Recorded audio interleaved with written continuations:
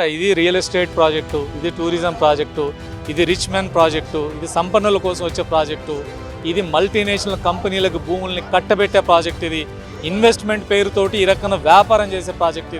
ఇది సామాన్యుల డెవలప్మెంట్ కాదు. ఇది సామాన్యుల డెవలప్మెంట్ అయితే మూసిని శుద్ధి చేయండి, మూసిని అభివృద్ధి చేయండి, మూసికి రెండు వైపులా రిటైనింగ్ వాల్స్ కట్టండి, మురుగునీరు రాకుండా చేయండి, మూసీ నది ప్రవాహం ఆటంకం లేకుండా చేయండి.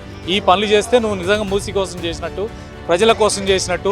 ఇది ప్రజాపాలన ప్రభుత్వం అయితే ప్రజల కోసం చేయండి. కాంగ్రెస్ ప్రభుత్వం మొదలుపెట్టిన గాంధీ సరోవర్ ప్రాజెక్టులో భాగంగా ఈరోజు ప్రెస్ క్లబ్లో రౌండ్ టేబుల్ సమావేశం పెట్టారు. అసలు మూసీ పరివాహక ప్రాంతంలో ఉన్న వాళ్ళు ఎవరైతే ఉన్నారో వాళ్ళందరూ కూడా పునరావాసం కల్పించాలని, అట్లాగే వాళ్ళ అక్కడి నుంచి తొలగించకుండా అభివృద్ధి చేయాలంటారు. మనతో మాట్లాడడానికి సిపిఐ శ్రీనివాస్ గారు ఉన్నారు. సార్ చెప్పండి, ఇప్పుడు ఏ ప్రభుత్వం వచ్చినా కూడా మూసీ మీద మేము క్లీన్ చేస్తామని చెప్తున్నారు. అసలు మూసీ అనేది క్లీన్ చేయడానికి అవుతుందా?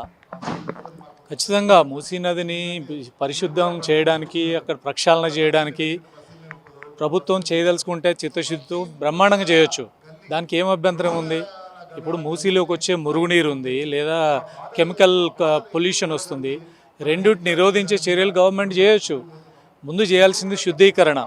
మూసీని ఆ రకంగా మురుగునీరు రాకుండా ఆపగలిగితే హైదరాబాద్ నగరానికి చాలా పెద్ద ప్రయోజనం చేసినట్టు అవుతుంది. అందుకే ముందు అది చేయాలి. కానీ ప్రభుత్వం ఈరోజు చేస్తుంది ఏంటంటే, మేము సుందరీకరణ చేస్తాం, తర్వాత టూరిజం డెవలప్ చేస్తాం, ఇది ఒక ఆ రకంగా పెద్ద అభివృద్ధి చేస్తామని చెప్తుంది. అభివృద్ధి కూడా ఎవరు కాదంటారు? మూసీ నది చుట్టుపక్కలన్నీ అభివృద్ధి చేస్తాండి. కాబట్టి అక్కడ ఉన్న పేదల్ని, సామాన్యుల్ని, కాలనీల్ని ఎప్పుడో ఉన్న 30 ఏళ్ళు 40 ఏళ్ళు ఉన్న వాళ్ళని ఇప్పుడు వాటిని అన్నింటినీ విధ్వంసం చేసి మేము నిర్మిస్తామంటున్నారు కదా. విధ్వంసం ఏమో సామాన్య జనానికి, మీ అభివృద్ధి అంతానేమో సంపన్నుల కోసం చేస్తున్నారు. ఈ రకమైన అభివృద్ధి మోడల్ వద్దు అని చెప్పదలుచుకున్నాం. అందుకని అభివృద్ధి మోడల్ గురించి అక్కడ ఉండే బాధితులతో కూడా చర్చించండి, ఇక్కడ ఉన్న ప్రజా సంఘాలతో చర్చించండి. ఏ రకమైన సొల్యూషన్, మీరు ఎవరో కన్సల్టెంట్ ఇచ్చిన సొల్యూషను, రియల్ ఎస్టేటో లేదా ఇతర ఇండస్ట్రియలిస్ట్లో ఇచ్చే సొల్యూషన్ కాదు. దీనికి ఇక్కడ ప్రజలు ఇస్తున్న సొల్యూషన్ ఏంటి, ఏ మోడల్ తీసుకోవాలనేది ఆలోచించాలి. ఆ మోడల్ని వదిలేసి ఈ రకం విధ్వంసం పోతా అంటే తిరుగుబాటు కూడా అదే రకంగా ఉంటుంది. అంటే ఇప్పుడు బఫర్ జోన్లో కూడా ఎప్పుడు క్లారిటీ లేదు వీళ్ళ దగ్గర. ఒక్కసారి ఒక జీవో ఇచ్చి 9 మీటర్స్ అంటున్నారు, తర్వాత 30 మీటర్స్ 50 అట్లా వెళ్తుంది కదా. అంటే వాళ్ళకే క్లారిటీ లేదు కదా అసలు గవర్నమెంట్కి. అంటే ఇప్పుడు బఫర్ జోన్ 50 మీటర్లు అంటున్నారు. అసలు మూసీ పక్కన బఫర్ జోన్ ఏం చేయడానికి? బఫర్ జోన్ మీరు నిజంగా 50 మీటర్లు అంటే ముందు 50 మీటర్లు ఉందా? 12 మీటర్లు ఉండేది, ఇప్పుడు 50 మీటర్లు చేశారు. 50 మీటర్లు చేసి ఇక్కడ కట్టుకున్న ఇళ్ళన్నీ మీరు అనుమతులు ఇచ్చినవే కదా. బఫర్ జోన్ అయితే మీరు ఎందుకు అనుమతులు ఇచ్చి ఉంటారు? పెద్ద పెద్ద మధు పార్క్, రిడ్జ్ అపార్ట్మెంట్ ఉంది. ఎట్లా అంత పెద్ద అపార్ట్మెంట్ ఎలా వచ్చింది? మీరు అనుమతులతోటే కదా. అనుమతులు ఇచ్చినప్పుడు లేని బఫర్ జోన్ ఇప్పుడు మీరు డెవలప్ చేయదలుచుకున్న కూడా మేము బఫర్ జోన్ అంటారు. ఎలా సాధ్యమవుతుంది? కాబట్టి ఇది బఫర్ జోన్ పేరు చెప్పి ఈరోజు మీరు తొలగిస్తారని అనుకుంటున్నారు. అందుకని ఇప్పుడు బఫర్ జోన్ అవసరం లేదు. మూసీ డెవలప్మెంట్ చేయడానికి, మూసీ రివర్లో నదీ ప్రవాహం జరగడానికి ఆటంకంగా ఏదైనా ఉంటే వాటిని తొలగించండి, ఎవరికి అభ్యంతరం లేదు. వరదలు వచ్చినప్పుడు మునిగిపోయే ప్రమాదం ఉన్న ప్రాంతాలు ఉంటే వాటిని కూడా తొలగించండి, కూడా ఎవరికి అభ్యంతరం లేదు. అవి పక్కన పెట్టి నేను సుందరీకరణ చేస్తాను, నాకు బఫర్ జోన్లో ఉన్నది కావాలి, 3000 ఎకరాలు కావాలట. 3000 ఎకరాలు తీసుకొని ఏం చేస్తావు? 3000 ఎకరాలని తీసుకొని పార్కులు కట్టావు, హోటల్ కడతావు, లేదా ఎంజాయ్మెంట్ కోసం ఏవో కడతారు. జనాన్ని తీసేసి ఈ పనులు చేయడానికి కోసమే. ఇదే డెవలప్మెంటా? రెండోది, మీరు గుజరాత్లో సాబర్మతి నది అంటున్నారు. సాబర్మతి నది పేదవాళ్ళని దారుణంగా వెళ్ళగొట్టినటువంటి ప్రాజెక్ట్ అది. దాన్ని మోడల్గా తీసుకోవడం ఏంటి? బీజేపీ ప్రభుత్వం తీసుకొచ్చినటువంటి ఒక దారుణమైన మోడల్ని తెలంగాణలో అమలు చేయాలనుకుంటున్నారు. ఇంతకంటే దారుణం ఏముంటుంది? అంటే ఇప్పుడు మూసీ నది మొత్తం కలుషితం అయిపోయింది. దాన్ని ఆపకుండా అక్కడ ఉన్న జనాలను పంపించడం, వాళ్ళు కంపెన్సేషన్ కూడా చాలా మార్కెట్ రేట్ కంటే చాలా తక్కువగా ఇస్తామంటున్నారు. దాంతో చాలామంది కూడా ఇబ్బందులు పడుతున్నారు. అంటే ఇది అన్ని వేల కోట్లు పెట్టి చేయడం అవసరమా? ఇది సాధ్యమవుతుంది? అందుకని మూసీ నదిని ప్రాక్టికల్గా జనానికి నష్టం లేకుండా నిజంగా పర్యావరణాన్ని కాపాడాలి, మురుగునీరు తొలగించాలి, దీనికి అవసరమైన మోడల్ ఆలోచించాలి. అది కాకుండా జనాన్ని తీసి ల్యాండ్ సేకరిద్దాం, భూసేకరణ చేద్దాం. ఆ సేకరించిన భూమిలో మల్టీ ఫ్లోర్ స్కై స్క్రాపర్ కడతాం, 40 అంతస్తులు 50 అంతస్తుల బిల్డింగ్లు కడతాం అంటున్నారు. మన 40-50 అంతస్తులు బిల్డింగ్లు కట్టండి, కానీ తొలగించిన వాళ్ళందరికీ అందులో ఫ్లోర్లు ఇవ్వండి, ఎవరికి అభ్యంతరం. మూసీ పక్కన ఉన్న అన్ని ఇళ్ళన్నీ తీసేయండి, మేము కూడా ఒప్పుకుంటాం. కానీ అక్కడ కట్టే భారీ భవనాల్లో సగం మీరు ఉంచుకొని సగం వాళ్ళకి ఇచ్చేయండి. సంతోషంగా అందరూ ఇచ్చి మూసీ డెవలప్మెంట్కి తోడ్పడతారు.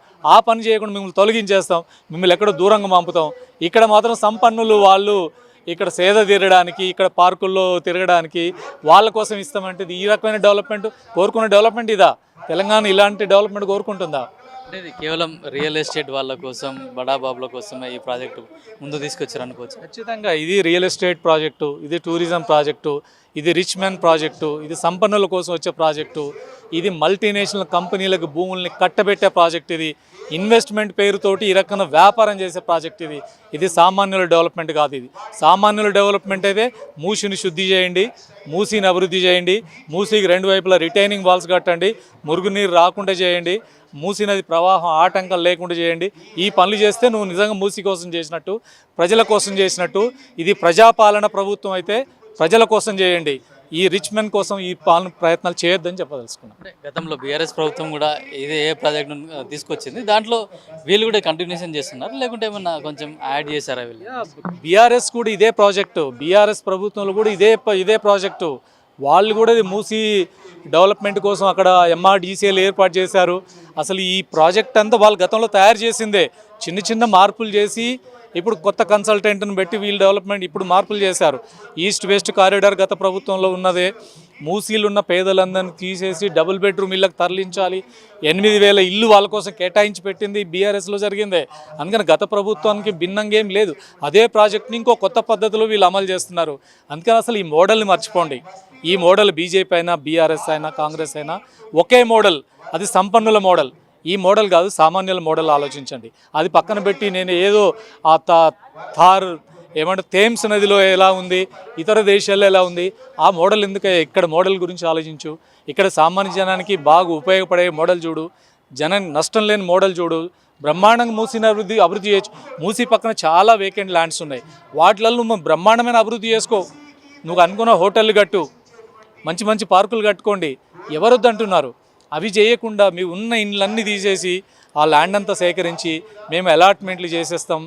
మరి ఫ్యూచర్ సిటీ కడుతున్నావు కదా, ఫ్యూచర్ సిటీలో 30,000 ఎకరాలు ఇప్పుడు వాళ్ళందరికీ ఇవ్వబోతున్నావు కదా, మళ్ళీ మూసి పక్కన కూడా వాళ్ళకి ఇవ్వాలా? ఇక్కడ సామాన్య జనాన్ని తరిమేసి ఇవ్వాలా? ఏం మోడల్ ఈ మోడల్ మారాలి. ఇప్పుడు ఎవరైతే పెద్ద పెద్ద బడా నాయకులు ఉన్నారో, రాజకీయ నాయకులు, వాళ్ళందరూ కూడా కొన్ని ఏరియాలలో బఫర్ జోన్లలో కట్టారని కూడా గతంలో కూడా గుర్తించారు. కనీసం వాళ్ళని టచ్ చేయకుండా ఇప్పుడు మూసి అని చెప్పేసి ఇక్కడికి వచ్చి సామాన్యులపైన వాళ్ళ ప్రతాపం చూపిస్తున్నారు. ఇప్పుడు చెరువుల పక్కన బఫర్లలో చాలా, ఇప్పుడు మన హుస్సేన్ సాగర్ బఫర్లో బోల్డ్ అండ్ కన్స్ట్రక్షన్ ఉన్నాయి, బోల్డ్ అండ్ హోటల్స్ ఉన్నాయి, శ్మశాన వాటికలు కూడా కట్టారు. మరి హుస్సేన్ సాగర్ పక్కన బఫర్లో కట్టారు, బఫర్ కాదు నదిలో చెరువు లోపల కట్టారు. మరి వాటిని ఏమీ అనట్లేదు. ఇప్పుడు హైడ్రా వచ్చిన తర్వాత అక్బరుద్దీన్ ఓవైసీ కట్టిన స్కూల్ చెరువు లోపల ఉంటే మేము తీసేయమన్నారు. ఎందుకంటే చెరువు లోపల ఉంది ఫ్యాక్టే, కానీ మేము రాకముందు వచ్చింది ఇది పబ్లిక్ ఇంట్రెస్ట్ ఉంది కాబట్టి వద్దన్నాం. మేము కూడా కూలగొట్టమని చెప్పట్లేదు. అది ఎట్లాగైతే చాలా కాలం క్రితం ఏర్పడిందో ఇవి కూడా చాలా కాలం క్రితం ఏర్పడ్డాయి. వీటి కూడా బతకనివ్వండి, వీటి కూడా కొనసాగనివ్వండి. వాటికో రూల్ వీటికో రూల్ ఏంటి? ఆల్రెడీ ఎగ్జిస్టింగ్ ఉంది, ప్రభుత్వం రోడ్లు వేసింది, కరెంట్ ఇచ్చింది, వాటర్ ఇచ్చింది, ట్యాక్స్లు వసూలు చేస్తుంది, అన్ని అనుమతులు తెచ్చుకున్నారు. ఇప్పుడు వాళ్ళని తొలగించాల్సిన అవసరం అగత్యం ఏమొచ్చింది? పోనీ వరద వస్తుంది మునిగిపోతాయి అంటావా? చెప్పు, ఎన్ని ఇళ్ళు మునిగిపోతాయో మీ దగ్గర ఉన్న రికార్డ్స్ ఏంటో చెప్పండి. గత ఏడాది వచ్చిన వరదలు ఏమైనా మునిగిపోయినాయా? అంతకుముందు వచ్చిన ఆ లెక్కలను తీయండి. ఆ లెక్కల ప్రకారం నిజంగా ప్రమాదకరంగా ఉన్నటువంటి ఇండ్లు ఏమైనా ఉంటే వాటి తీసేద్దాం, వాళ్ళకి పక్కన ఇల్లు కట్టించిద్దాం. వాళ్ళకి ఎక్కడ దూరంగా కాదు, డబుల్ బెడ్రూమ్ ఇల్లు 30-40 కిలోమీటర్లు కాదు, పరిసరాల్లోనే కట్టించిద్దాం. దానికోసం ప్లాన్ చేయండి. అందరం అంగీకరిస్తాం, అందరం సపోర్ట్ చేస్తాం. ప్రభుత్వం ఆ పని చేయాలి. అంటే కేవలం ఇప్పుడు సామాన్య ప్రజలు అయితే వాళ్ళు ఎవరు ప్రభుత్వాన్ని ఎదిరించలేరు, వేరే వాళ్ళు అయితే ప్రభుత్వానికి ప్రాబ్లం అవుతుందని చెప్పేసి వీళ్ళ మీద పడుతున్నారు అనుకోవచ్చా? ఏం లేదు, ఏదైనా ఇప్పుడు మూసీ పేరుతోటి ఇదంతా కూడా ఒక రియల్ ఎస్టేట్ ప్రాజెక్ట్గా చేయదలుచుకున్నారు. ఆ రియల్ ఎస్టేట్ ప్రాజెక్ట్ కోసం ఎన్ని రకాలైన చేస్తారు. ఎన్నికల ముందు మళ్ళీ ఏదో రకంగా గెలవడానికి ఉన్న మార్గాలు వేరే ఉంటాయి. ఇప్పుడు జరిగే నష్టం ఏముండదు.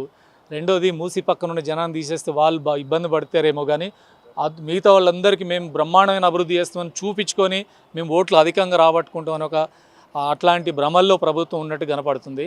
ఈ భ్రమలు బాధితులే కాదు, నగరం అంతా కూడా బాధితుల పక్షాన్ని నిలబడుతుంది. ప్రభుత్వం విషయాన్ని గమనించాలి.